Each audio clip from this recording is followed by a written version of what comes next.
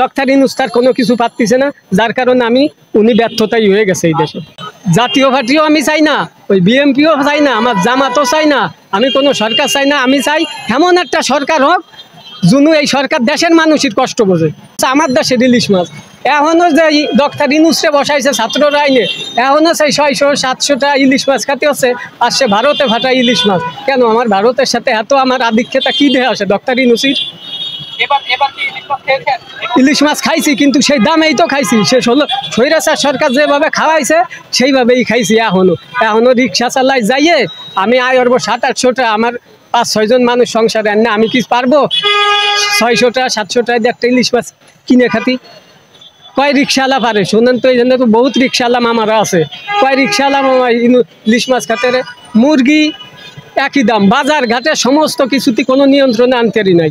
Doctor Yunus যদি দেশ না চালাতে পারে, আমার এইটুকুই অনুরোধ, সেই ক্ষমতা না চালাতে পারলেই নির্বাচন দিয়ে সরকার গঠন করে সে বিদায় নেই।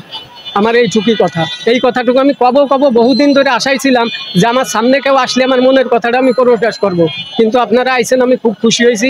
নির্বাচন অতি বিলম্বে তাড়াতাড়ি দিয়ে সে নতুন সরকার গঠন করে দিক। যদি এই দেশে দাম দিয়ে খাতে হয় তাহলে আমি সরকার বসায়ে সরকার গঠন করে আমি দাম দেখাবো। কিন্তু এই ডক্টর ইউনূস এই যে এই 2 মাস 2.5 মাস হচ্ছে, সে ছাত্রকে জন্যও কোনো কিছু করি নাই, সে একটা বিচার করি নাই। এখনো যে সব স্বৈরাচারের লোক যেভাবে মানুষের পর নির্যাতন করেছে, এখনও তারা আটক আছে, কেউ সাধারণভাবে ক্ষমা করে দেছে। এইসব হবে না, এই দেশে মানুষ পলাই যাচ্ছে, তাকে তো সহজ করে দেছে, বিজিবিকেও সহজ করে দেছে, বিজিবিরা চলে আসছে। সরকারের পক্ষ থেকে না দিলি, যদি সরকারের পক্ষ থেকে না দেয় তাহলে বাংলাদেশের বুকির থেকে বর্ডার পার হয়ে কোন সাহসে বাংলার এই রাজাকারের লোক, এই স্বৈরাচার সরকারের লোক কেমনে যায়, কেমনে যায়? এই জন্যই এগেও হাত আছে। তার দরকার নাই মামা, এই দেশে ভালো সরকারে চাই, ভালো সরকার চাই, এই ইউনূসেরও দরকার নাই। এই দেশে এমন পরিস্থিতি আইছে মামা, এই দেশে এমন পর্যায়ে আইছে, যে সরকারি আসতে চাক, এই যে 16 বছরের রাজাকার, এই রাজাকার যেভাবে খাওয়াইছে, এখন মনে হয় এই দেশের মানুষ ভয়তেও কোনো কথা কথি পারতেছে না যে আমি কারে যাবো, যারেই আমি সাথে যাব সেই হিসাবে ওই নিতা গুতাকে সামনে গেলি এই মাছ ধর, চেলা ফেলাকে সামনে গেলি মাছ ধর। আমরা গরিব মানুষ রিক্সা চালাই, আমাকে তো দাম নাই।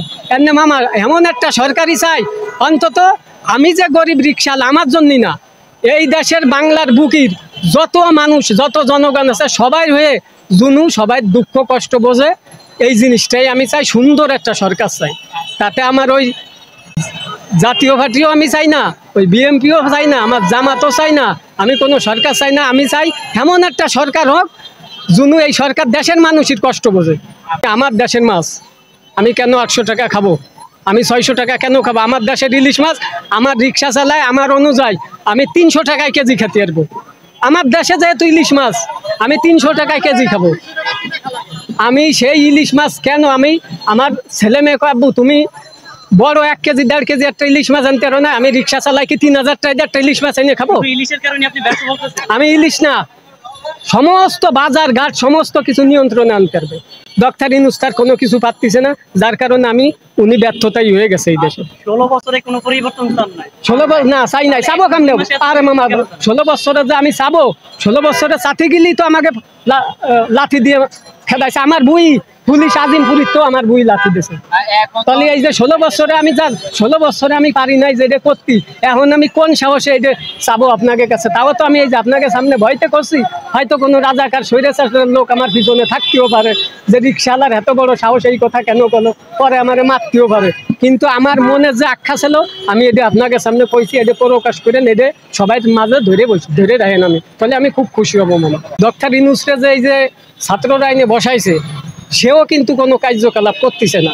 কেন করতেছে না শোনেন, যত হয়তো সে তত্ত্বাবধায়ক সরকার, তারও তত্ত্বাবধায়ক সরকার হলেও তার কিছু কর্তব্য আছে দেশের প্রতি। এই যে 2-2.5 মাসে সে কোনো কিছু নিয়ন্ত্রণে আনতে পারি নাই, বুঝছেন? কোনো কিছু না। ছাত্ররা আইনে বসাইছে, কিন্তু একটা কষ্ট কি জানেন, 16 বছরে স্বৈরাচার সরকার যেভাবে আমাকে খাওয়াইছে, তা হয়তো 2 মাসে তার মধ্যে একটু তো পরিবর্তন আসবে। 2 মাসে কোনো পরিবর্তন আসি না। আমার বাংলাদেশের মাছ আমি খাতে পারি না, আমার 500-600 টাকা কেজি কিনে খাতে হয়, আসে 2000-3000 টন ইলিশ মাছ ভারতে পাঠায়, তার আসে কি দেয়? এইসব শখ আসে কি দেয়?